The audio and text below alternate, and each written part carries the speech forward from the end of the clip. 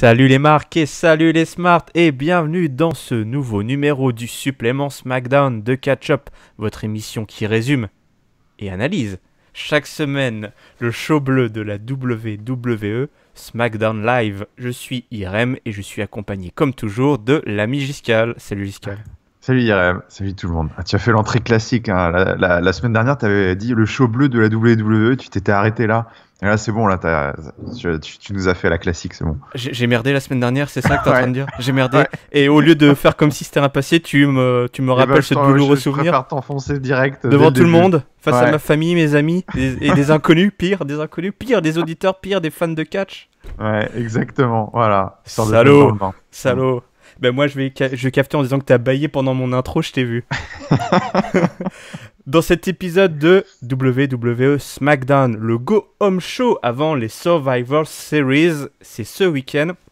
Shane McMahon motive les troupes, Daniel Bryan est l'avocat de AJ Styles, Charlotte gagne à Charlotte, les New Day sont des licornes qui ne font pas caca, et la vague rouge déferle sur le show bleu.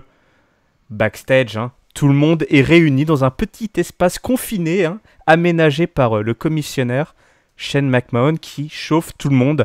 Alors c'est l'occasion de revoir des visages qu'on n'avait pas vus depuis très longtemps, comme par exemple, alors je ne sais plus c'est quoi leur dernier gimmick en date, mais les frères Collins là, Ouais. qui sont là. Alors c'est très drôle parce qu'on verra plus tard qu'on va célébrer le retour d'une star qui avait juste loupé un épisode, mais par contre les mecs qui sont pas là depuis 3 mois, on les revoit, c'est pas important de le noter. Bref, il encourage tout le monde, il y a vraiment un esprit de corps, d'équipe dans les backstage du stadium. Il est un peu en mode pasteur de Harlem là. Alléluia mes frères. Il donne un peu la parole à toi, à moi. Le prédicateur là, lance un appel à témoins. Il dit alors toi Becky qui mène l'équipe. Becky mène l'équipe SmackDown. Qu'est-ce que tu vas leur faire à la Team Rouge? Elle dit qu'elle va casser le bras à Asuka qui Asuka a lancé quelques provocations. Ça y est, Asuka elle est dans son bain là à Raw. Elle s'est plutôt bien adaptée. Le baron lui, parce que donc il fait toi le baron qui a un match ce soir face Sin Cara. Ouais, Oui. Sin Cara. Je vais dire Sin Cara, Kalisto, Sin Cara. Bon alors qu'est-ce que tu vas faire? Alors c'est marrant parce qu'il donne pas du tout la parole à Sin Cara. Non. Alors le baron fait il dit qu'il promet de clouer le bec aux Miz puisque les deux sont en bif là sur Twitter. En plus c'est les New Day qui alors eux ils gigotent dans tous les sens, c'est très drôle. Ils annoncent qu'ils vont enterrer le Shield because SmackDown Rocks. Alors on a les chants SmackDown Rocks, SmackDown Rocks. Ils sont tous là annoncés comme des cons, les heels comme les faces. T'as Bobby Roode qui est là dans son peignoir. Bon voilà. Qu'est-ce que t'en as pensé de cette petite intro qui était assez originale et ma foi qui est plutôt dans la logique de ces dernières semaines avec ce Shane McMahon qui est là vraiment motivateur des troupes et en avant quoi. En avant carrément. C'est sauvé par l'originalité, on va dire, parce Oui. que c'était un peu cheap quand même. parce que c'était quand même ultra cheap. J'avais des petits moments un peu malaisants là avec les prises de micro là de Becky Lynch, de Baron Corbin qui est là, qui jette un coup d'œil à Sin Cara, qui fait peu importe qui gagne, je vais clouer je vais clouer le bec au Miz. Et puis ça faisait très vraiment très prédicateur un peu. C'était pas très bien joué dans l'ensemble, je trouve, donc c'était un peu chelou. Et puis, tu sais, avec en plus le décor tout pourri, avec des draps bleus sur les murs et le vieux podium, ça faisait, je sais pas, t'avais l'impression de regarder un épisode de, c'est un crossover entre The Office et la WWE, un truc un peu mal filmé, avec des drôles de punchlines un peu chelous et alors, tout. Enfin, c'est marrant que tu parles de ça parce que, alors je ne sais pas si parmi nos auditeurs il y a beaucoup d'abonnés au network. Abonnez-vous parce que ça vaut le coup pour seulement 9,99$. On a reçu il y a quelques semaines un gros questionnaire d'enquête justement sur développer des nouvelles idées, des nouveaux programmes. Grosso modo, ils te demandaient qu'est-ce que vous aimeriez avoir si vous payez genre 10 ou 15$, qu'est-ce que vous aimeriez avoir. Et il y avait notamment un concept de créer une sorte de sitcom un peu à la The Office, qui était cité en ouais. exemple, qui mettrait en scène justement les stars un peu backstage, avec justement cette ambiance un peu cheap, un peu caméra à l'épaule, sans trop de moyens. Donc bon, c'est marrant que tu aies retrouvé ce feeling-là. Après, ouais, j'ai retrouvé un peu ce feeling-là. Bon, après, en beaucoup moins oui, drôle voilà, que The Office, quand même, hein, évidemment. Non, mais bon, il y avait des petits détails sympas et c'était rigolo. On pouvait voir vraiment en tout arrière-plan, les seuls qui faisaient la tronche, il y avait Sami Zayn et Kevin Owens qui étaient ouais. tout au fond de la salle et qui étaient là, qui écoutaient, se demandaient ce qu'ils foutaient là. Enfin, bon, voilà, il y avait des petits détails amusants. C'était pas non, enfin, c'était un peu malaisant par certains moments, mais on va dire que c'était une façon originale d'ouvrir ce dernier show, donc ça allait. Bon, écoute, effectivement, j'avais remarqué aussi le Kevin Owens et Sami Zayn là, qui était un petit peu en arrière-plan, ça c'était plutôt malin, mais voilà, c'est la grande famille contente, joyeuse, on serre les coudes, c'est l'esprit de famille qui règne, Thanksgiving est à l'horizon, Et oui. et oui, il faut pas l'oublier. On retourne, si tu veux bien, au centre du ring et c'est Daniel Bryan qui entre en scène, content d'être de retour. Je parlais tout à l'heure que quelqu'un était de retour parce que oui, à SmackDown, voilà, le mec il n'était pas là la semaine dernière, ça y est, c'est le grand retour de Daniel Bryan. Mhm. Alors il a fait une erreur en allant à Raw, il nous rappelle, on a une petite vidéo qui nous rappelle pour la 5e fois qu'il s'est fait attaquer par Kane, alors qu'il allait porter un message de paix, il était venu avec ses colombes blanches, Ouais, Daniel exactement. Bryan. Il passe vraiment tellement pour un naïf, un peu Oui. bêta là. Oui. Bon, mais il est quand même fier de SmackDown, alors, il arrive à se rattraper, finalement, il était un petit peu mis sur le côté Daniel Bryan, il râlait après Shane parce que Shane avait attaqué Raw, il était un petit peu le mec un petit peu de côté, quoi, qui était pas trop dans le coup. Là, il essaie de rattraper les wagons. Il dit qu'il est fier de SmackDown, du roster, de tout le monde. Voilà, tout le monde il est beau, tout le monde il est gentil. Il en place une évidemment pour le beau-frère John Cena. Merci d'être venu, merci pour ton aide. Alors, en passant, ça j'ai trouvé ça un peu con parce que dans le genre, c'est exactement ce qu'on reprochait la semaine dernière, quoi. On dit ouais, notre roster il est magnifique, il est superbe, Ouais, mais par contre, on a du sang bleu dans les veines. Mais bon, merci John Cena quand même de venir nous dépanner parce que merci aux free agents. C'est ça. Parce qu'on veut gagner. Faire une pige. Ouais, c'est ça, les pigistes, voilà, il vient cachetonner John Cena. Bon, je pense qu'il aurait pu s'en passer, mais c'est vrai que c'est quand même une grosse tête d'affiche. Il faut vendre Survivor Series et on voit bien depuis cette semaine que c'est branle-bas de combat et que on sort du chapeau les méga stars, évidemment. Ouais. Donc voilà, il y a des fois ça sonne un petit peu faux, c'est un petit peu en désaccord. Mais Daniel Bryan va se rattraper parce qu'il va nous faire une promotion dantesque. Il annonce AJ Styles qui reçoit une pop énorme. Pour ceux qui habitent au fond du trou et qui vivent encore dans le déni de la réalité, AJ Styles c'est juste le mec qui met tout le monde d'accord. Là, oui. Les smart, les marques, ceux qui ne regardent pas le catch, je suis sûr qu'ils l'aiment aussi. Il lui propose d'avoir un avocat comme Brock Lesnar. Il dit écoute, AJ Styles, à SmackDown aussi, on peut donner des traitements de champions à nos champions. Et donc, si tu veux je peux être, il le dit pas, mais voilà, est-ce que je te propose donc d'être avocat? Alors AJ Styles, il regarde comme ça, il regarde le public comprend tout de suite, il y a les Yes Chants qui s'élèvent dans la salle, et AJ Styles répond justement par un mouvement de Yes Chants sans prononcer. Donc voilà, le langage du corps, le langage corporel, c'est ça aussi la WWE. Daniel Bryan se lance dans une promo à la Paul, comme auraient dit les Américains.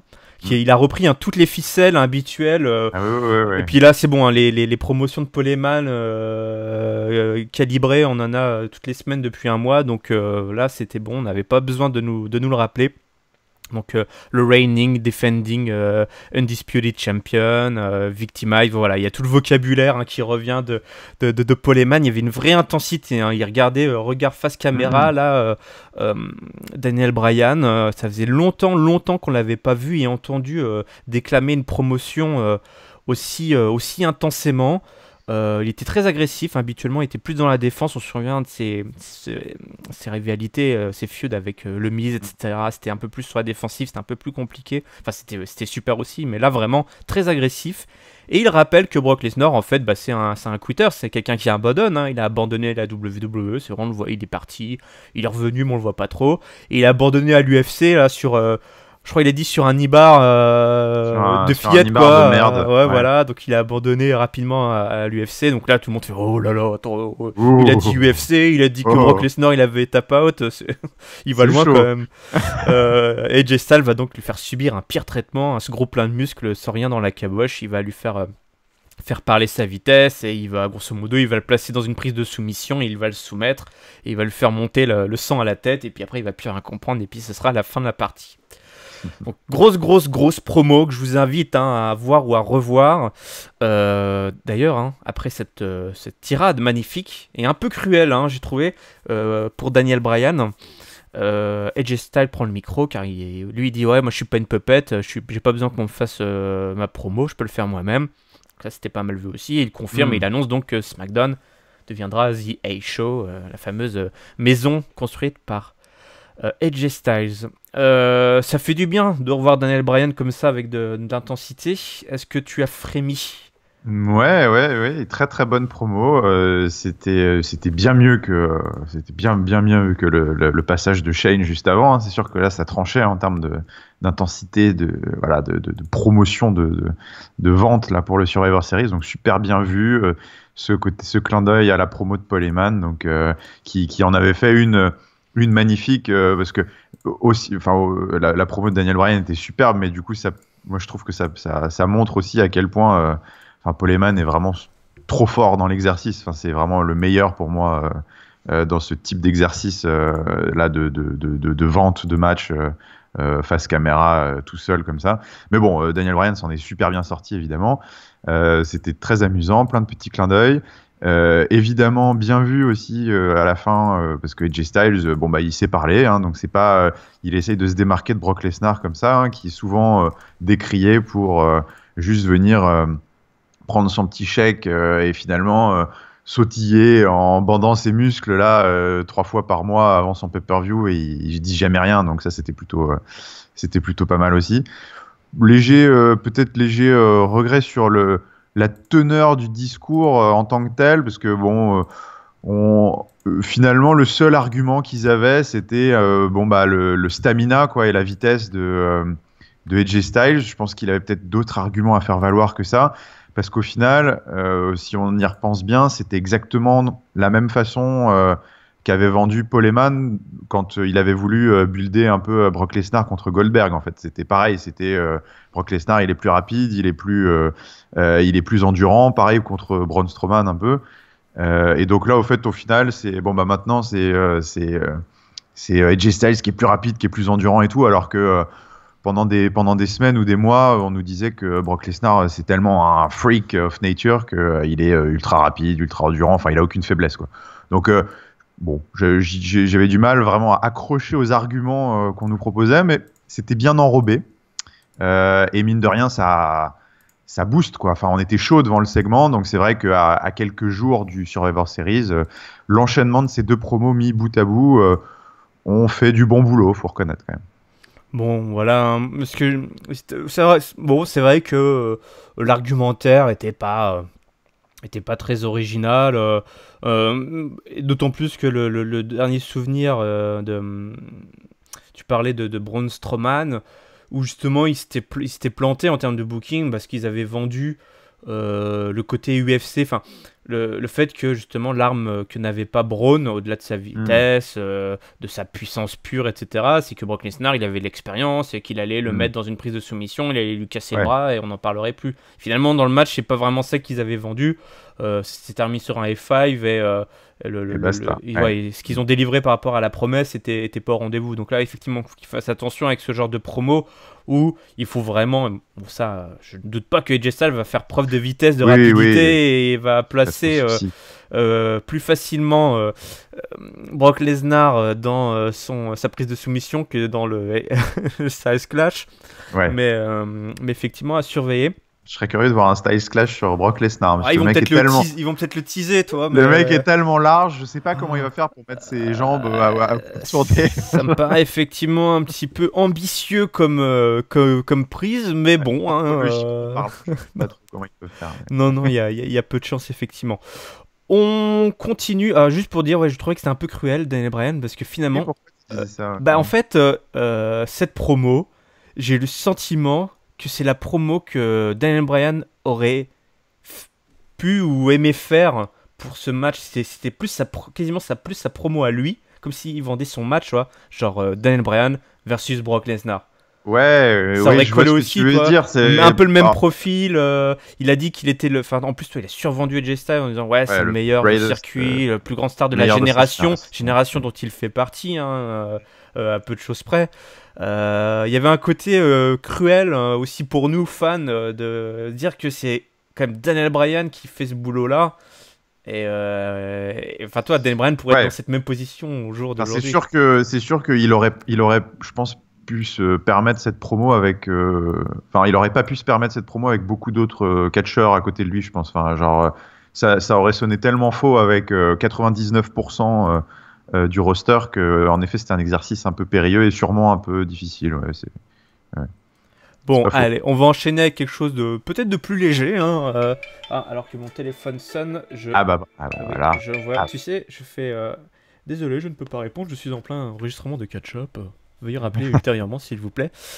C'est Daniel Bryan, il a dû m'entendre et il a dit mais non, c'est pas vrai. Ne vous inquiétez pas, je le vis très bien. Je le vis très bien.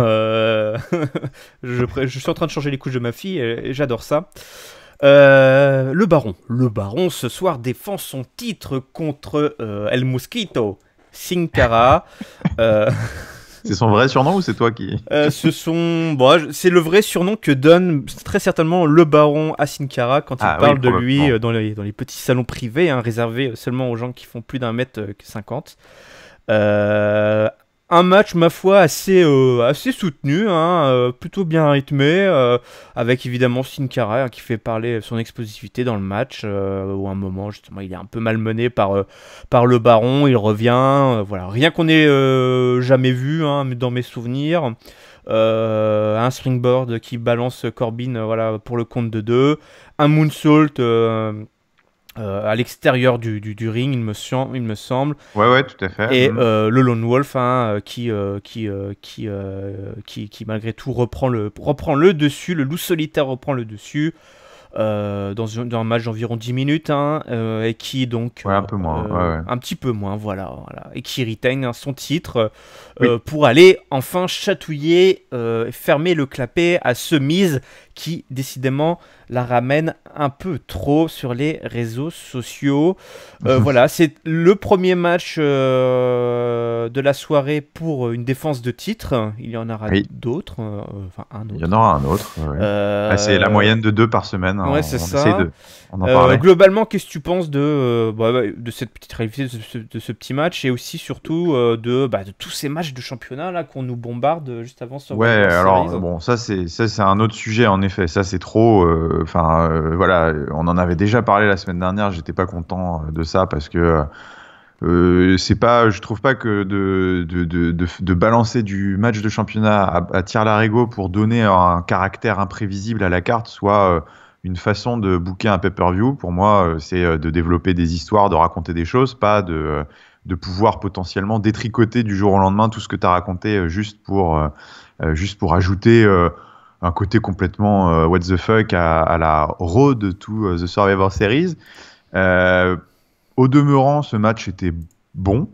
Écoute, j'ai été agréablement surpris de voir que j'ai plutôt été bien amusé, bien diverti pendant ces 7 minutes. Sin Cara, j'ai trouvé, fait du bon boulot pour ce match d'adieu, hein, puisque je pense du coup, voilà, ça clôt la match d'adieu. Non, mais on le reverra pas avant quelques temps, du coup, parce que voilà, il a perdu sa rivalité, donc il va retourner un peu au placard. Mais bon, écoute, c'était pas mal. Il nous a sorti tout l'attirail Lucha, High Flyer, comme tu l'as dit, hein, les crossbody, les moonsault, les suicide dive. Il y a eu un peu tout. Baron Corbin a traversé ce match sans faire grand chose. Oui. Il a fait le minimum, on va dire, mais il l'a fait plutôt correctement. Il a placé ses signature moves et puis il a remporté une victoire importante pour lui. Voilà, moi je trouve que le match de manière générale aurait été dispensable puisque cette rivalité au final n'a pas servi à grand chose dans le build des Survivor Series, si ce n'est d'occuper un peu le Baron. Donc voilà, ce serait peut-être le seul truc, c'est que finalement le match n'avait que peu de suspense, même si Bon, on sait plus trop sur quel pied danser en ce moment, donc on pouvait toujours se dire attention, attention. Mais bon, le match avait quand même que peu de suspense, peu d'intérêt.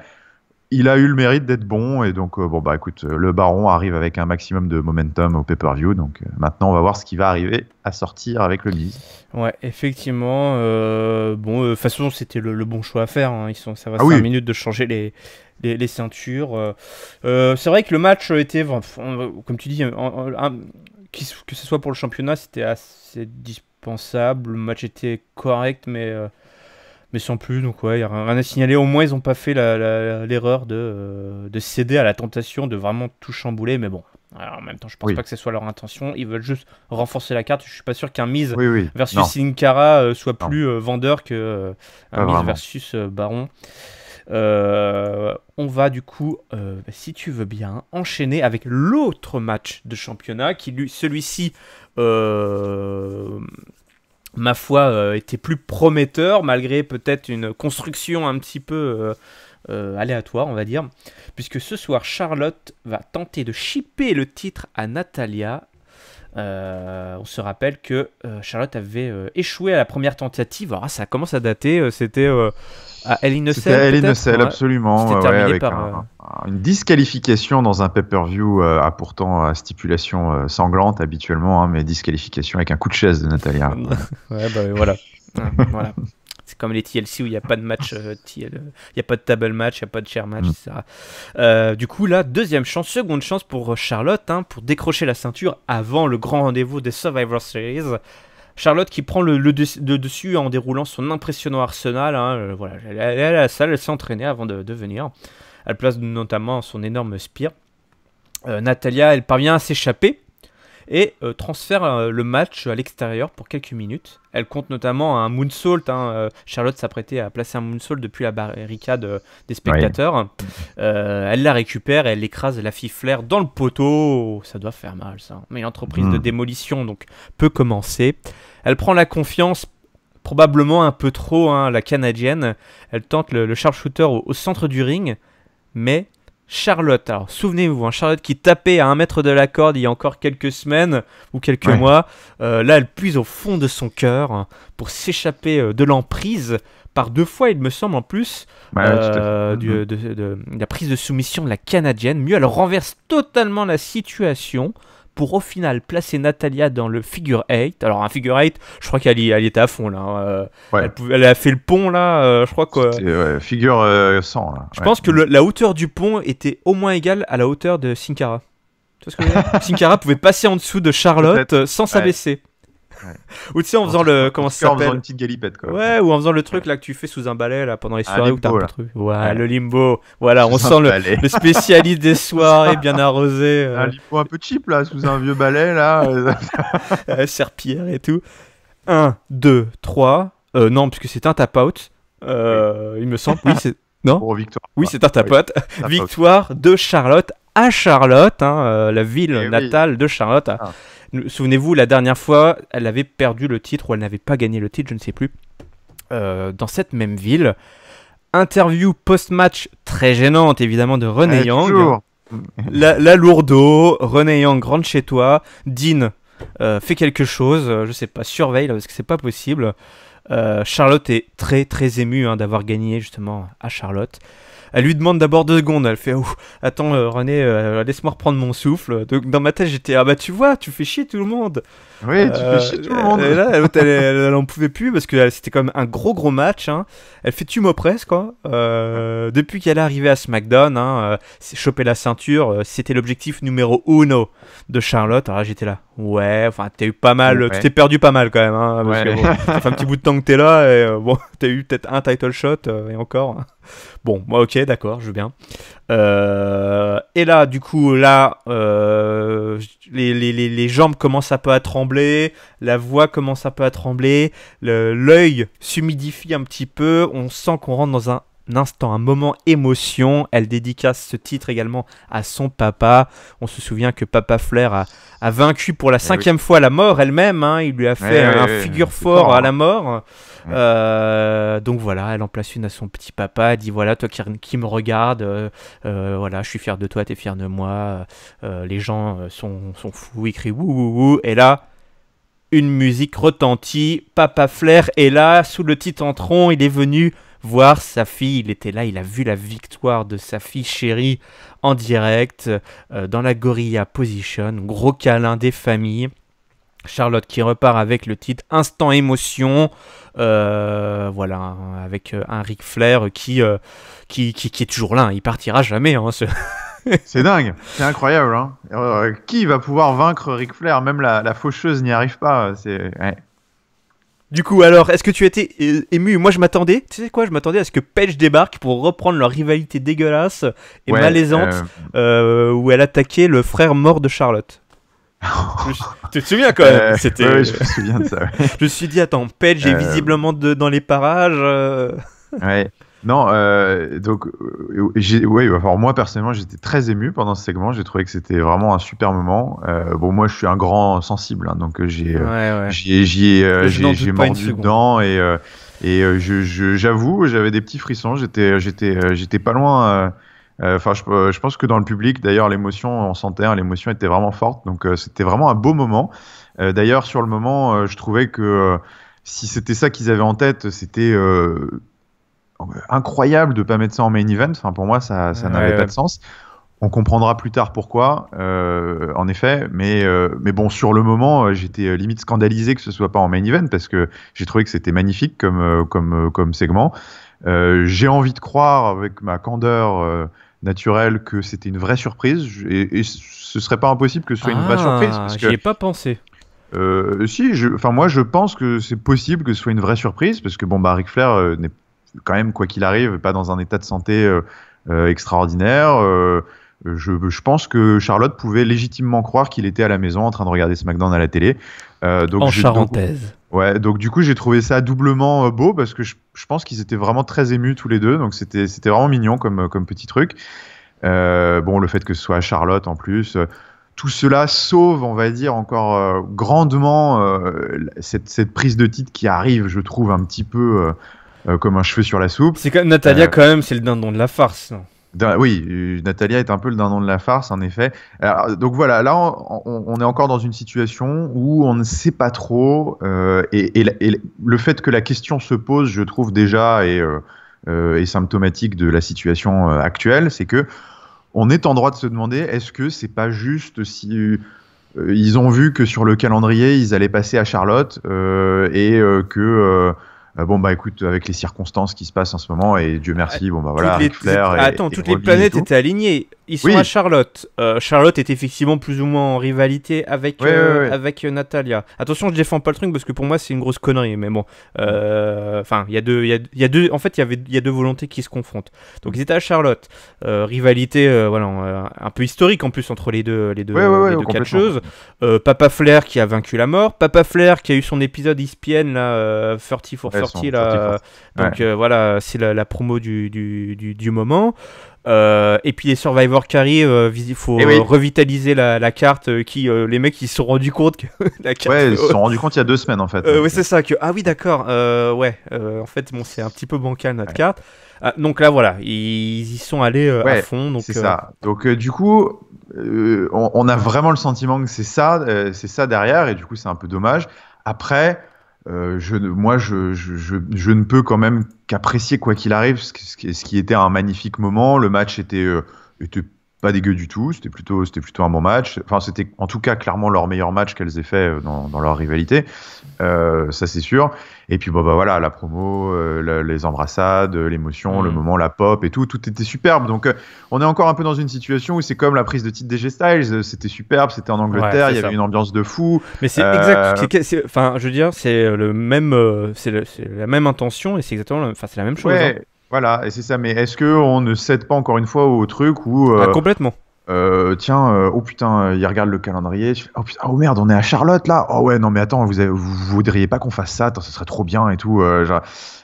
Oui, c'est trop bien. Mais bon, voilà. Est-ce que c'était vraiment dans le flow des événements Charlotte s'était qualifiée, était à fond dans l'équipe SmackDown et tout. Bah non, justement, mais la réponse que tu cherches est non. Ouais, non, je pense pas. Donc voilà, c'est un peu bizarre. Après, par contre, c'est vrai que bon, moi, comme je disais, après j'arrête là-dessus, mais je me suis complètement laissé embarquer par le truc. Moi, j'étais vraiment super ému quand j'ai entendu la musique de Ric Flair. Et du coup, je me suis dit, putain, Ric Flair est là, ça va être trop beau et tout. Mais c'est vrai qu'après coup, j'y ai pas pensé, mais sur Internet, tout le monde disait, putain, ça aurait été incroyable que ce soit genre Alexa Bliss qui sorte ou que ce soit ou Paige, en effet, ou en fait n'importe quel heel qui sorte à ce moment-là, parce que alors là, c'était la hit nucléaire. Enfin, genre, c'était le truc, c'était un truc de ouf. C'est vrai que ça, du même tonneau que Miz il y a 2 ans qui aurait pu sortir avec le numéro 30 et la musique de Daniel Bryan au Rumble ou des trucs comme ça. Ah oui, j'ai encore des frissons. Ouais, on était sur ce niveau-là à peu près de hit potentiel, je pense. Donc bon. Mais bon, voilà, c'était un super beau moment. Qu'est-ce que je dis? De toute façon, en ce moment, on maîtrise plus rien. Donc, ouais, bon, alors effectivement, tu es un tout petit cœur qui fond très facilement. J'ai fondu. Ouais. Moi, comme disait une célèbre personnalité, ça m'en a touché une sans faire bouger l'autre. Mais j'ai 100 cœurs, IRM. Je suis probablement un sans cœur. J'ai trouvé, enfin, c'est terrible, mais j'ai trouvé ça tellement faux. Alors, je ne doute pas de la sincérité de Charlotte, hein, parce que vraiment, elle a la voix tremblante et tout. Mais alors, il y a plusieurs, enfin, il y a eu par le passé, on s'est retrouvé déjà dans cette situation. Elle fait beaucoup parler l'émotion. Charlotte, visiblement, elle a du mal à gérer ses émotions. Donc là, quand elle ouvre les vannes, c'est parti, quoi. Donc c'est sincère, il n'y a pas de problème. Ça, enfin, toi, on peut pas rien lui dire. Maintenant, tout sonne tellement faux et précipité, etc. que après, voilà, hein, soit tu... Enfin, après, j'aime beaucoup Charlotte, mais la corde fille et papa était un peu usé pendant un bon bout de temps. Malheureusement, c'est que ça restera toujours. Enfin, ils sont liés par le sang, évidemment, mais enfin, la WWE va jamais s'asseoir sur cette relation qui est une relation unique, hein, parce qu'ils sont pas beaucoup à la WWE à voir leur papa ou leur maman qui viennent les voir. Ouais, et puis qui sont une légende autant impliqués et qui sont une légende et qui sont autant impliqués. Mais bon, ça m'a pas ému plus que ça. Maintenant. C'est une championne qui a de l'allure, ça y a pas de souci. Donc c'est comme pour AJ Styles. Ça lui fait quoi, 7 titres, un truc non, ça doit faire 5, je crois. Ah ouais, elle en avait gagné 4 à Raw. Et là, ça y est, elle rejoint Alexa Bliss. Et c'est là où c'est intéressant, et c'est là aussi où c'est dommage d'avoir attendu si longtemps pour le faire. C'est qu'elle est la deuxième à détenir les titres des deux côtés, tout comme Alexa Bliss. Alexa Bliss a eu 4 titres, elle en a 5 du coup. Et la balance est bonne, toi. Et là, paf, tu rentres vraiment dans un clash des titanes. Titanes, voilà. Deux titanes. Voilà, point milieu E, point milieu S, qui tient sens. Et tu fais waouh, ok. Enfin, c'est les deux, c'est l'avenir, quoi. C'est la top face. Et même si Charlotte fait une parfaite heel, mais là, top face et top heel qui vont s'affronter, 2 rosters. C'est formidable, toi. Mais bon, voilà, une fois de plus, on s'en est rendu compte un peu trop tard. Oui, puis au final, là, c'est nous qui le disons parce que vu qu'ils l'ont fait, c'est nous qui faisons le boulot. Parce que c'est pas comme ça qu'ils l'ont pas dit, hein. Donc elle a juste dit, voilà, je suis la queen et à Raw, tu dis que t'es la goddess. Et avant la déesse, à Raw, il y avait une reine. Donc voilà. Donc voilà, c'est là-dessus qu'ils jouent. Mais c'est vrai que il n'avait pas le temps de construire vraiment une rivalité entre les deux. Hein. En plus, on verra un peu plus tard pour Charlotte. Elle a ravalé ses mots dans les vestiaires. Ouais. Allez, on tourne la page, si tu veux bien, pour direction la division Tag Team. Ce soir, nous avons un match entre l'un des frères Uso et l'un des frères Alpha. Et entre les deux qui se sont mis des coups dans les genoux. Voilà, là. Chad Gable qui a attaqué le genou, j'ai vérifié, de Jimmy. J'espère que je ne me trompe pas parce que j'ai vérifié. Donc, Jimmy qui lui avait cassé le genou il y a 1 an et demi auparavant. Et oui. C'est bien. Voilà, c'est bien d'ouvrir le livre d'histoire, surtout que c'est ton livre d'histoire, et de construire dessus. Donc on a un match entre les deux. Tout d'abord, on a les Usos qui font une promo et qui promettent de péter la bouche à Cesaro et au Mohawk de Sheamus. Qui look toujours stupide, évidemment, toujours autant d'intensité dans les promos des Usos. J'aime beaucoup. Là, puis en plus, j'adore, ils la font en marchant en direction du ring et tout. Enfin, Très sympa, très badass. Ouais. Badass, ils sont forts ces frangins Ouzo. Mais ce soir c'est donc America Alpha E2 hein, qui les affrontent. La moitié d'America Alpha 2, pardon. Ouais, au passage, ils font l'inventaire de toutes les tag teams qui sont unlock. Chad Gable, donc il va concentrer toute sa force de frappe et ses prises de lutteur avec beaucoup d'intensité hein, sur le genou de Jay, beaucoup de rage hein. De Jimmy, bah voilà, putain. Voilà. Et du coup, voilà un visage hein, de Chad Gable qu'on ne voit pas forcément, mais là il a le temps de démontrer toute cette intensité. D'ailleurs les commentateurs en ont beaucoup parlé, donc ça c'est bien que tout ça se construit bien là. Ils sont bien pris en charge ces petites équipes à SmackDown.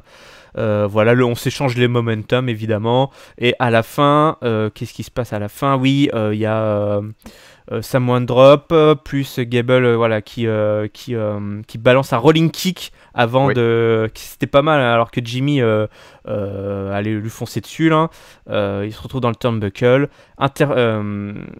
Jay qui essaye d'interférer, Gable qui s'en charge, et quand Gable revient sur le ring, il se bouffe un super kick et c'est suffisant pour le mettre KO pendant 3 secondes. 1, 2, 3, victoire donc de Jimmy Uso.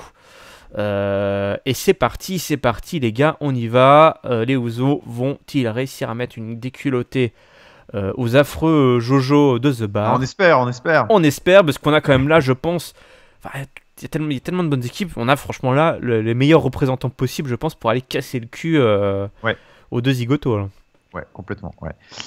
Non, très bien ce petit match. Très bien, tu l'as dit, on fait plein de rappels à une vraie histoire qui existe entre ces deux équipes. Jimmy et Chad ont toutes les raisons du monde de vouloir se foutre sur la tronche en 1 contre 1. Il y a eu plein de petits trucs super sympas avec notamment un moment de Jimmy qui super kick aussi le genou de Gable, un super kick ciblé sur le genou qui du coup qui fait écho à ce qu'ils avaient fait il y a 1 an aussi. Donc c'est pas mal. On continue encore et toujours et d'ailleurs la victoire est à cette image-là parce que c'est une victoire de filou hein, des Usos. Ça c'était bien aussi. Ouais. Continue de jouer sur la corde, de marcher un peu sur la corde raide là. Ils sont pas complètement face, mais en même temps le public les aime de plus en plus. Les autres, ils sont pas complètement heel, mais en même temps ils sont de plus en plus agressifs, ils trichent là, Chad Gable et Shelton Benjamin aussi. C'est sympa, j'aime beaucoup. Beaucoup d'agression, beaucoup d'intensité. J'ai vraiment hâte que finalement d'être après aller sur Survivor Series pour voir vraiment cette feud décoller. Donc voilà, ils n'ont pas eu beaucoup de temps, mais ils l'ont bien utilisé, donc très bien. Ouais, je trouve que c'est le match de. C'est vraiment la division tag team, le match de gala tag team qu'il va y avoir entre le Raw et SmackDown, plus gérer les first contenders, et vraiment c'est vraiment bien foutu là, hein, du côté de SmackDown. Ouais. Autant du côté de Raw, le Shield a été expédié et du coup il n'y a plus de first contender qui attendent The Bar, hein, à part un rematch, évidemment, et encore, ça se trouve, ils passeront à autre chose, c'est pas impossible. Autant là, ils arrivent à jouer sur les 2 tableaux, et avec une intensité, tout en faisant monter Chad Gable, qui est vraiment un sacré personnage. Je sens que c'est quand même lui qui est poussé souvent en solo ou dans les matchs et tout. Évidemment. Shelton est vraiment là pour apporter son expérience, son star power un peu à l'équipe et tout. Et non, mais c'est plutôt bien géré. On sent que Chad Gable est vraiment prendre l'épaisseur, je trouve. Ouais. Franchement, bravo messieurs là, du bon boulot. Sami Zayn et Kevin Owens chouinent dans les vestiaires. Hein. On se rappelle que la semaine dernière, comme d'habitude, peut-être un peu malheureusement, parce que la semaine dernière, ils avaient perdu un peu, Sami avait perdu un peu connement, on en avait suffisamment parlé face à Kofi Kingston. Là, ils chouinent, ils sont pas contents. On revient sur le centre du ring. C'est les New Day qui sont là pour faire une petite promo. Est-ce que Shane McMahon est là? Oui, je crois que Shane est déjà là, je sais plus. Non, je pense pas. Non, Shane n'est pas là. Non, évidemment que Shane n'est pas encore là. Non, ils sont juste dans les vestiaires, c'est tout. Un peu plus tard. C'était un peu le bordel, hein, vous allez voir, vous allez entendre. Enfin, pour ceux qui ne l'ont pas déjà vu, évidemment. Il provoque le Shield, hein, donc voilà, le Shield qui seront opposés au New Day au Survivor Series. Une grosse affiche, hein, ça là-dessus, il n'y a pas de problème. Ça, il n'y a pas de problème. La preuve, les titres, les ceintures, 13 titres, hein, le Shield, tu me corriges si je dis des bêtises, 13 titres, le Shield, toi, l'homme des chiffres, l'homme du fichier Excel, des tableaux croisés dynamiques, mais c'est toujours moins que les 27 du New Day, surtout Kofi, hein, parce qu'il se rappelle, c'était très drôle, ça. C'est surtout Kofi Kingston qui a ramené les titres, Kofi qui a eu pendant longtemps, et à juste titre d'ailleurs, puisque ça ne s'est jamais arrêté, c'était le catcheur qui avait le meilleur ratio jour avec ceinture à la WWE. Mais qui doit depuis, bon, j'ai pas les chiffres devant moi, mais je suis quasiment sûr qu'il doit avoir été rejoint, bon, avec une carrière plus courte, mais par Kevin Owens, qui est un modèle dans la matière aussi. Hein. Exactement, Kevin Owens, qui effectivement est arrivé depuis moins longtemps, mais qui a été rarement, qui a enchaîné rarement les hanches nues. Alors là, il va peut-être, voilà, tout dépend de le programme qui l'attend, mais bon. Ça va sûrement se calmer, mais là c'est vrai que Kofi sur les 27 titres, parce que je crois que c'est 27, il y a tellement de titres US, Intercontinental, Tag Team. Alors j'ai peut-être mal, mais attends, il y a quand même les 4 titres du New Day. Big E il a eu Intercontinental, Kofi ça fait un petit bout de temps malheureusement, il avait un peu une réputation de presque de passe-plat. Voilà, un peu ses 4 fois Intercontinental, 3 fois US, 4 fois Raw Tag Team, 2 fois Raw, 2 fois SmackDown Tag Team, 2 fois, une fois World Tag Team. Ça fait combien ça? 4 et 3. Plutôt 17 ça que 27. 11, 13, 14, 15. Ouais, je sais pas. Plus les titres du New Day. Ouais, ils sont déjà dedans. Ah bah plus Big E qui a eu une fois le titre c'était plutôt 17 alors. Ouais, mais c'est quand même impressionnant. C'est quand même impressionnant, il faut le dire, hein, pour un mec qui n'a jamais été chatouillé la ceinture mondiale. Donc voilà. Hein. Ça c'est dit. Il rappelle que les New Day, c'est eux les vrais copains. Hein. C'est vrai, les vrais potes qui se trahissent pas au moindre coup de vent, hein, comme l'a fait le Shield à plusieurs occasions. Ils sont le Shield, hein, sont redevenus copains, mais c'est de circonstances. C'était plutôt bien vu parce que c'est vrai. Très bien ça. Autant kayfabe que backstage, on va dire. Quand l'odeur de WrestleMania reviendra chatouiller les narines, alors il n'y aura plus de fraternité. Voilà, les égos solo referont surface. C'est vraiment bien vu. Le New Day, eux, ce sont des licornes magiques et pas des chiens qui mangent leur caca. Voilà. C'était la petite séquence pipi caca licorne du New Day. Ils seront toujours là. Alors ils ont beaucoup insisté justement sur le fait que eux ils seront toujours copains, etc. Beaucoup. Alors on sait que des fois quand on insiste trop, c'est pour nous orienter vers quelque chose, ou au contraire nous faire croire que, et en fait non. Bref, ce soir ils vont continuer à se serrer les coudes. Sami Zayn et Kevin Owens les rejoignent. Ouh la vache, les rejoignent. Sami, donc qui a le match face, et Kevin Owens, oh putain j'ai du mal, qui affrontent donc Big E et Xavier Woods. Alors Sami, il lance son t-shirt sur Xavier Woods, c'était pas très gentil quand même. Non, pas très gentil. Alors cabriole de licorne, hein, de Xavier Woods dans tous les sens, qui agace Sami Zayn. Kevin Owens, lui, il sort Woods du ring, hein, de manière un peu plus efficace. Lui et Sami justement multiplient les sales coups. Biggie est énervé, il nettoie le ring à un moment donné, hein, de façon un peu lubrique. Il est toujours en train de faire ces mouvements là, un petit peu dérangeants. Même si moi je trouve que c'est plutôt beau visuellement, ce petit déhanché de Biggie.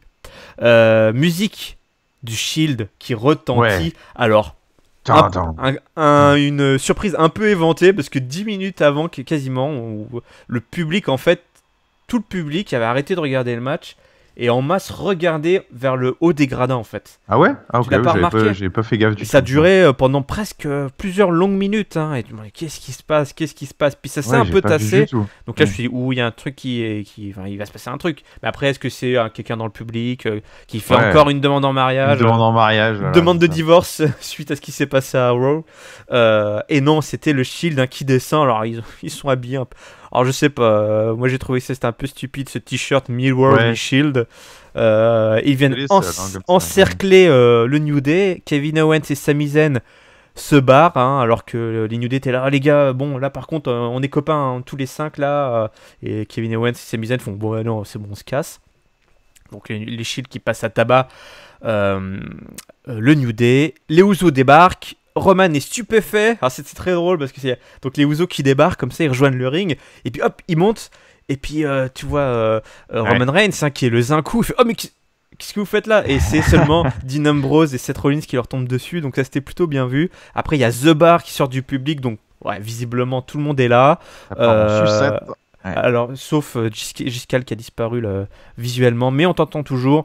Après c'est Shane qui débarque en courant, suivi de quasiment l'intégralité du roster, hein, c'est la cavalerie. Rejoint ensuite par 2 membres de la Team Rouge, ça part dans tous les couilles, dont Braun Strowman qui comme le Shield qui comme le Shield a droit à sa musique d'entrée. En fait c'était pas mal hein, parce que tu as Ils ont dû prendre le contrôle du camion de prod aussi. Kurt Angle, j'ai une petite théorie là-dessus. Kurt Angle qui arrive, il a son petit costard, pof, il se pose en haut du tantron. Il regarde en direction du ring où Shane McMahon est déjà là et pris à partie par tous les méchants là, de la Team Rouge. Et là, c'est limite, il claque les doigts, boum, musique de Strowman, bon. Ouais. Et Strowman qui arrive là, tout le monde fait oh putain, on est mal. Ça va chier. J'ai beaucoup aimé aussi Samoa Joe, quand il est arrivé avec toute la cavalerie rouge. Il a couru, on aurait cru Obélix là, laissez-les-moi, il a failli se casser la gueule parce qu'il passe par la régie et tout, c'était trop drôle, c'est vraiment marrant. Donc voilà, tout le monde se met sur la caboche. Pendant ce temps-là, à Veracruz, hein, on voit les filles avec leur charismatique capitaine Alicia Fox qui viennent harceler physiquement leurs consoeurs dans les douches. C'est là où il y a une séquence qui était vraiment bien foutue. Où tu as Charlotte qui elle vient de se faire passer à tabac comme toutes les autres. Puis toi, elle se relève un petit peu comme ça, difficilement. Et puis elle est entourée par tous les membres de l'équipe, la Team Rouge. Et puis toi, vraiment, là, c'est le chef de clan qui va être exécuté, toi, et qui a le temps de se relever encore un petit peu. Et là, surgit de nulle part, boum, une énorme patate, mais vraiment hyper puissante, quoi, hyper impressionnante d'Alexa Bliss, qui était un petit peu en retrait, qui était un peu cachée, qui allonge totalement Charlotte. C'est assez violent. Donc là, c'est bon, là on s'est rendu là pareil entre SmackDown et Raw en termes de violence et d'agressivité gratuite. Enfin, même si là c'était pour la revanche, mais bon. C'est la revanche. Et bon, ils ont lâché les chevaux. Retour sur le ring, Shane là qui se mange 2 triples powerbombs et 1 angle slam pour bonne mesure. Le sang va couler dimanche. Sera-t-il bleu? Sera-t-il rouge? En tout cas, ma petite théorie, c'est qu'avec ces musiques d'entrée jouées pendant les invasions, on sait enfin qui laisse entrer tout le monde. C'est l'ingé son. C'est l'ingé son, ouais. Le Il est forcément de mèche, ce petit con là. Ouais. Voilà, si vous cherchez, c'est lui qui a les clés, qui a les passes, qui a les badges et qui s'occupe visiblement de la sécurité. Alors, est-ce que Raw a eu sa revanche là? Oui, Raw a largement eu sa revanche. Enfin, alors moi, personnellement, quand est-ce qu'il y avait eu Under Siege? C'était quoi, il y a 4 semaines? Il me cassait les couilles avec ce hashtag. Hein. Ouais, hashtag Under Siege là, mais bon, moi j'avais pas été super fan du truc, ça avait été accueilli un peu mi-figue mi-raisin, suivant ceux qui avaient aimé la mise en scène ou pas. Là, moi j'ai trouvé que c'était génial. Enfin, c'était à des kilomètres devant le siège de SmackDown. Là, c'est un vrai passage à tabac dans le ring. Dans le ring, avec des petites coupures backstage qui étaient bien vues pour les filles. Mais c'est le vrai gros passage à tabac, bordel dans le ring. Ça faisait un peu plus bataille rangée, improvisée que... Ouais, voilà. Et puis en plus, avec les arrivées par vagues successives, c'était beaucoup mieux géré que sorte de... Ils arrivent à 30 et puis chacun leur tour, ils mettent 2-3 coups de poing sur les mecs. C'est les modes horde dans les jeux vidéo, là où t'as les vagues d'ennemis de plus en plus nombreuses. Et donc, c'était très bien vu. Bon, alors évidemment, alors le Shield qui a sa moitié de t-shirt, là, c'était les seuls à avoir ça. C'était pas de très bon goût, je vois pas l'intérêt. C'est bon, on sait que c'est le Shield, il n'y a pas la peine de... bon, peu importe. Donc voilà, super segment. J'ai beaucoup... donc plein de petits détails super fun, comme tu l'as dit. Hein, les Usos qui... veulent pas taper sur Roman Reigns, Braun Strowman qui arrive en mode wild card, un peu Joker, genre c'est le tank. Ça c'est très film aussi, toi, où tout d'un coup t'as le monstre ultime qui arrive là. Ouais, c'est un peu ça. Et tu vois, mais ça c'est pourquoi est-ce qu'on a ce sentiment-là aussi? C'est parce que ça c'est pas le sujet du jour, mais ils ont fait quand même un super travail autour du personnage de Braun Strowman. Il a un très bon build, très très bonne construction depuis des mois, ce qui fait que maintenant il a un peu cette aura où pas du niveau de Brock Lesnar, mais en tout cas dans la même veine que Brock Lesnar, où en fait, quand t'entends la musique de Braun Strowman, tu sais que ça va chier. Enfin, genre, et donc du coup, t'entends le Braun comme ça, tu sais que c'est la mort. Enfin, c'est fini, quoi. Donc du coup, ça, tu vois, c'est fun, quoi. C'est cool. Ouais, donc ça c'était sympa. Le côté Kurt Angle en mode un peu chef de mafia là, qui va à la évolution, hein, tu sais, quand ils avaient exécuté. Ou la mafia, c'était un nom de ses clans. Main Event Mafia à la TNA, ouais, mais là quand du coup il a fait le petit truc pouce vers le haut, pouce vers le bas. C'était génial. Comme quand ils avaient exécuté Randy Orton à l'époque de l'évolution là. Donc voilà, il y a eu plein de petits trucs. Et comment il tenait Shane McMahon par la mâchoire comme ça. Alors, ça te fait plaisir, tu trouves ça cool maintenant, les sièges et tout. Non mais c'était beaucoup mieux que le premier siège qui arrivait un peu de nulle part. Donc j'ai trouvé ça très très bien. Et puis alors les filles dans le vestiaire, j'ai beaucoup aimé. Mais en même temps, alors j'ai trouvé que c'était génial de bout en bout, mais ça dénote de est-ce que, enfin voilà, on peut réouvrir la discussion sur d'un seul coup Charlotte qui est intégrée un peu à l'équipe, enfin qui est plus intégrée à l'équipe, mais qui du coup, c'est bizarre, tu vois, genre c'est un peu, elle est considérée dans ce segment comme la fille à abattre à SmackDown, quoi. C'est la tête d'affiche. Elle est encerclée par toute l'équipe rouge, alors que elle ne sera même plus dans le match 5 contre 5, parce que maintenant elle a le titre et tout. Elle se fait exécuter par Alexa Bliss, quoi. Ouais, mais alors du coup c'est bien parce qu'elle se fait exécuter par Alexa Bliss en traître en plus, hein, le bon petit sucker punch des familles là, qui colle bien, qui claque bien et tout, donc ça c'était bien vu. Mais c'est vrai que du coup c'est bizarre parce que tu te dis Becky Lynch qui est capitaine de l'équipe, on s'en fout un peu, c'est Charlotte, quoi, c'est la star, c'est Charlotte. Et bon, on le sait, mais le truc c'est que c'est pas ce qu'on nous faisait dire jusque là, donc c'est ça qui est un peu bizarre. Mais donc c'était sympa, hein, quand elle se relève en voile, elle jette un petit regard à Asuka, c'est peut-être ça c'était pas mal. Tu la vois, elle jette aussi un regard évidemment à Sasha Banks, hein, elles ont une grande histoire toutes les deux. Et puis après le coup de poing qui arrive là d'Alexa Bliss, ça c'était bien joué. Donc voilà, bon, un segment maîtrisé de bout en bout qui là moi je peux rien dire d'autre que ça me hype à fond, tu vois, quand je vois un truc comme ça je dis ouais, c'est la guerre, ça va être stylé. Mais donc en soi c'est la manière idéale de clore un Go Home Show pour les Survivor Series, donc c'était très très bien. Ouais, non, c'est vraiment effectivement, de toute façon voilà, hein, il faut être honnête, côté SmackDown, le build des Survivor Series est assez aussi entre le catastrophique et le moyen, alors qu'à Raw, rien que pour monter les équipes, on en parle, je sais plus si t'en parlais avec les autres sur le chat ou je ne sais où. Sur le forum, j'en ai pas mal parlé. Moi, je trouve que c'est beaucoup mieux fait à Raw. Il bénéficie de quelque chose de beaucoup plus organique avec un Kurt Angle. Il faut bien se rendre compte quand même que le personnage de Kurt Angle est super bien écrit par rapport au Survivor Series où le mec il est débordé de partout, il veut bien faire, mais il ose pas trop, il a pas ces espèces par rapport à Shane qui est un peu tête brûlée parce qu'il croit que tout lui est dû. Alors lui il peut se permettre d'aller à Raw, passer à tabac tout le monde parce que voilà, il est en rébellion face à son papa, mais il bénéficie quand même d'un badge d'accès, on va dire, à tout, tu vois, je veux dire, il a quand même des avantages et tout. Et là, Kurt Angle, à la fin, cette dernière séquence t'y crois, hein, parce que le mec s'est fait rouler dessus, il s'est fait encore couper les couilles par Stéphanie 2 semaines de suite, par Triple H qui est venu, qui a tué son fils sous ses yeux, voilà, c'est bon.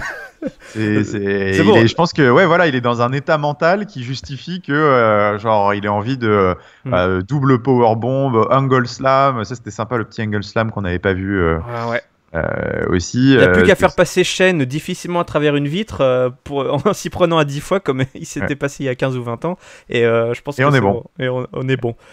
Eh bien, qui est bon aussi, c'est nous, parce qu'on a terminé, ça y est, hein, cette analyse, cette grosse analyse du Go Home Show de SmackDown. C'est l'heure du mot de la fin. Giscal, veux-tu bien, s'il te plaît, partager ton top, ton flop et ta note? Alors, mon top, on va commencer par mon top. Mon top, c'était le siège de Raw, clairement, le point d'orgue de cette émission, qui a, on va dire, bon, j'en ai parlé sur le forum, hein, mais moi je trouve que finalement toutes les bonnes idées, toutes les bonnes évolutions, même quand ça se passe à SmackDown, ça vient de Raw, quoi. En fait, finalement. Merde, dis pas ça trop fort. Oui, mais bon, bref, ça c'est un autre sujet. Après, on peut reconnaître à SmackDown d'avoir mis les pieds dans le plat et d'avoir tiré le premier coup de feu. Exactement, au final, c'est grâce à eux initialement qu'on a ça. On fait ça n'importe comment, mais nous au moins on le fait. On n'attend pas qu'on vienne nous chercher. Mais ça fait quelque chose. Donc voilà, bravo, ce siège était magnifiquement exécuté. J'ai retrouvé vraiment la vibe un peu old school des grosses attaques. Des grosses attaques rangées qu'on a pu connaître, les plus récentes étant potentiellement l'arrivée du Shield ou le Nexus à l'époque, ou des trucs comme ça. Ouais. Là, il y avait vraiment cette folie. Cette folie, ce côté imprévisible, la caméra qui sait plus où donner de la tête, ça pète, ça cogne et tout, donc c'est très stylé. Donc voilà, bravo pour ça. Et puis pour mon flop, écoute, c'est un peu l'inverse de la semaine dernière. J'aurais du mal à vraiment tirer sur quelqu'un en particulier. Un peu, ça peut être des scénaristes, des bookers, ça peut être le mec de la régie qui laisse entrer tout le monde. On pourrait reprocher à l'ingé son, en effet, d'avoir été manifestement de mèche, ou alors il s'est fait tabasser par l'ingé son de Raw, qui lui aussi est dans le siège. Qui lui a pris ça, j'imagine. C'est son frère jumeau, toi, le mec qui lui pique sa place, il met la petite casquette rouge, il appuie sur le bouton, il est venu avec sa petite clé USB, tous ses thèmes d'entrée. Mais écoute, je sais pas, qu'est-ce qui m'a pas plu. Peut-être c'est paradoxal parce que j'ai trouvé le moment magnifique, mais peut-être la prise de titre de Charlotte, un petit peu comme la prise de titre d'AJ Styles la semaine dernière, peut-être ce serait mon flop, mais bon, en même temps, j'ai tellement fondu comme une madeleine devant le truc après que c'était quand même. Ouais, comme on dit, c'est un mal pour un bien, mais c'est genre on aimerait qu'ils faut pas trop en abuser, quoi. On aimerait qu'ils nous montrent qu'ils savent faire autrement, quoi, qu'ils maîtrisent leur sujet, leur histoire. Et ça, sur le long terme. Ouais, c'est ça. Ça, clairement, ils nous ont prouvé le contraire pour ces Survivor Series. Donc voilà, c'est des beaux moments une fois de plus. Voilà, on revient à la religion du moment. Et ils s'en cachent pas. C'est important. C'est ce qu'ils vendent. Ça fait partie aussi du catch et surtout de la WWE. Ça, c'est des moments. Il faut avoir des beaux clips vidéo qu'on balance sur YouTube, sur le network, etc. Mais parfois, malheureusement, en dépit de l'écriture, du scénario et même aussi d'autres catcheurs qui en font forcément les frais, que ça soit... dans ces cas-là, il y a toujours un gagnant, mais il y a toujours un perdant aussi. Donc, exactement. c'est sûr et ta note alors? Et ma note, écoute, après le 0 de la honte de la semaine dernière... Le 0 de la honte. Oui, si vous n'avez pas écouté l'épisode de la semaine dernière, Jessica l'a mis un 0. Ouais, eh bien écoute, cette semaine je vais être évidemment bien plus clément, et puis en plus, à chaque fois je le répète avant chaque pay-per-view, mais j'aime bien noter vraiment l'objectif du show qui était un go-home show. Ouais. Surtout les go-home shows. Voilà, et en tant que go-home show, j'ai trouvé que c'était vraiment un très bon go-home show, puisque ils ont relevé le nez sur à peu près toutes les scènes, que ce soit AJ Styles, le New Day, et puis évidemment le siège là, tout ça. Donc écoute, je vais mettre un 4. À ce show que j'ai trouvé, en tout cas à quelques encablures de Survivor Series, plutôt pas mal fichu. Écoute, je te rejoins sur la note, comme ça c'est fait. J'avais prévu un 4 aussi, c'est le grand écart entre les deux épisodes. Comme tu dis, là ça y est, on est en gomme chaud, donc de toute façon il faut y aller. Il faut prendre la carte comme elle est, et en tout cas elle est vendue, elle est vendue comme elle est, et elle est plutôt bien vendue cette semaine. Et puis tu sais quoi, mon flop c'est le même que toi en fait.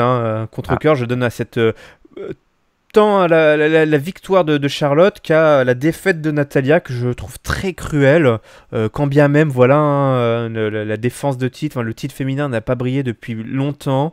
J'aurais aimé que ça se passe dans d'autres circonstances, quoi, que vraiment nous construise ça différemment pour arriver à cette prise de titre de Charlotte. Donc voilà, j'étais un peu triste pour Natalya, vraiment, pourtant voilà, c'est clairement pas une de mes chouchous, mais j'ai trouvé ça cruel. Il y avait beaucoup de cruauté dans cet épisode, que ce soit pour Daniel Bryan, ça on en a parlé tout à l'heure. Et mon top, moi je le donne à Kurt Angle, pour être tout à fait précis, vraiment, qui a joué son meneur là, qui a montré un visage vraiment très intense là, dans cette scène finale, qui était, ma foi, très jubilatoire, de voir Kurt Angle comme ça se mettre au même niveau que Shane McMahon et lui donner une fessée à ce petit con là. Ça a dû te faire particulièrement plaisir. Oh oui, moi j'étais là. Moi, si tarif, là, hein. J'ai mis tous mes pouces vers le haut, hein. Et j'en ai un paquet. Je vous donne.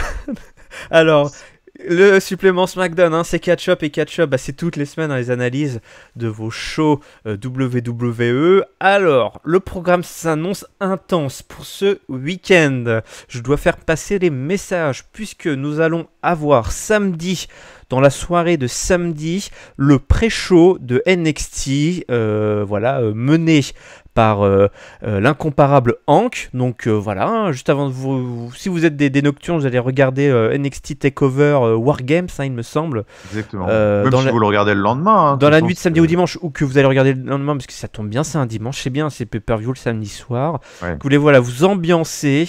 Samedi soir à l'apéro, tranquille. Vous nous retrouverez sur YouTube en direct pour parler de ce qui nous attend à NXT. La même chose, le lendemain, rebelote, dimanche soir, aux alentours visiblement de 21h. Mais ça, pour en être sûr, abonnez-vous évidemment à la chaîne YouTube ou au fil Twitter et Facebook. On vous reconfirmera tout ça. Pareil, un petit pré-show, un moyen pré-show, peut-être même un gros pré-show. On aura sûrement plein de choses à dire puisque vont se confronter des chroniqueurs de la Team Raw, des chroniqueurs de la Team SmackDown. Donc on va un petit peu. On est dans le thème. Donc voilà, rendez-vous samedi soir. Du Big Four. Hein, exactement. Et dimanche soir, on balancera aussi nos pronostics justement à cette occasion. Il n'y aura pas de vidéo spéciale pronostic. On analysera la carte. On parlera des pronos et puis on racontera sûrement un paquet de conneries. J'en suis certain, avec les zigotos de l'équipe, ça va forcément partir en cacahuète un moment ou un autre. Et puis après ça, il y aura évidemment l'analyse des deux pay-per-view. Et puis après, rebelote, on retourne sur la route. On reprend le train-train. Voilà, on retourne dans le bus et puis voilà, analyse de Raw, SmackDown. Va falloir être au top de sa forme, hein, Giscal. Hein. Au top du top. Là, va falloir prendre tes vitamines. Je vais faire une sieste, moi. Hein. Bon, en tout cas, je te remercie une fois de plus pour ton esprit aiguisé, ton sens de l'analyse toujours aussi juste. Merci pour le sens de l'analyse toujours aussi juste aussi, que tu sembles partager. Voilà. Merci à nos auditeurs, nos auditrices de nous suivre chaque semaine. Donc vous pouvez nous retrouver sur YouTube, sur Facebook, sur Twitter, sur PodCloud, sur iTunes. J'ai tout mélangé, j'ai fait un petit paquet, Catch-Up CDC. Et sur le forum, le gauchomètre, hein, je vais lancer le gauchomètre là, pour ceux qui ne connaissent pas, et on le débriefera, le gauchomètre justement pendant le pré-show des Survivor Series. Le gauchomètre, c'est quoi ? Abonnez-vous à Twitter, on balancera. C'est tout simplement un petit formulaire à remplir et vous notez en fait sur différents critères la carte des Survivor Series pour voir si vous êtes chaud ou pas. Donc voilà, donc je balancerai, n'hésite pas à vous abonner au compte Twitter, on balancera le lien et on débriefera de tout ça justement le dimanche soir. T'as vu comment on essaye de s'organiser quand même ? C'est beau, hein ? Et, en plus, il y aura un article papier sur lescahiers-du-catch.com pour accompagner tout ça. Oui. C'est cross-média. C'est comme ça on dit ? C'est ça, exactement. Ouais, Raphaël qui fera la revue de Survivor Series sur les cahiers du catch. L'amoureux des mots. D'ailleurs, c'est très drôle. La petite anecdote, c'est que vous ne le savez peut-être pas, mais le petit panda qui est né à Beauval s'appelle Miz. Eh oui. Voilà. Il s'appelle Miz. Eh oui, c'est beau quand même. Hein. C'est beau. Voilà. Le catch est partout. Le catch c'est la vie. Le catch, c'est la vie. Allez, rendez-vous dans pas très longtemps pour la suite. Et on vous souhaite à toutes et à tous un bon week-end plein de catch. Salut. Salut.